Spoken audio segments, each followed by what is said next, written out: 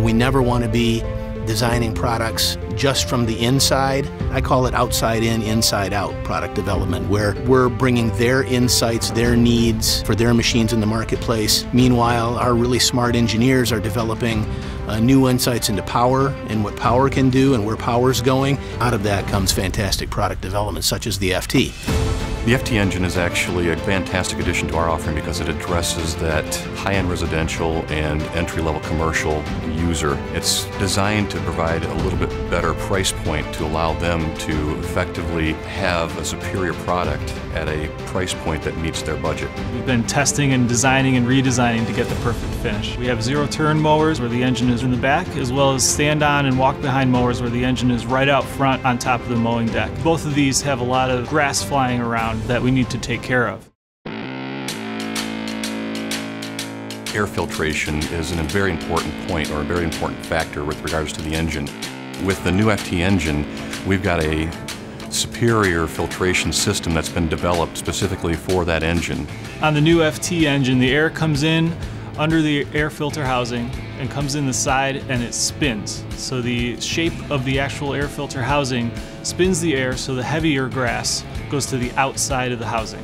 The difference here is we're taking a large air filter and integrating it into that air filter cover and the housing. The air filter housing is now a pre-cleaner. It eliminates dust and debris before it can get to the filter. We used CFD, computational fluid dynamic analysis, on the Vortical filtration to ensure the air was spinning fast enough to eject that heavy grass to the outside.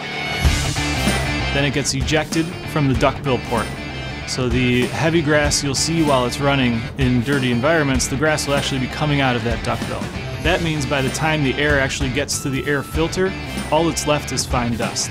So that goes through in the filter and clean air goes into the engine.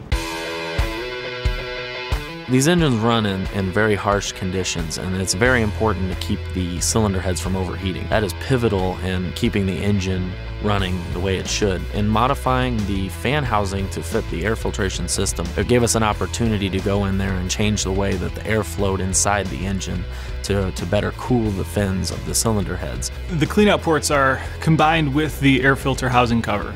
So once you take the cover off, you'll see two cleanout ports located right over the heads where they're needed to clean out any grass that might get through the chopper screen in the air cooling. One of the main benefits of our EFI system is the e-governor. There's no governor droop.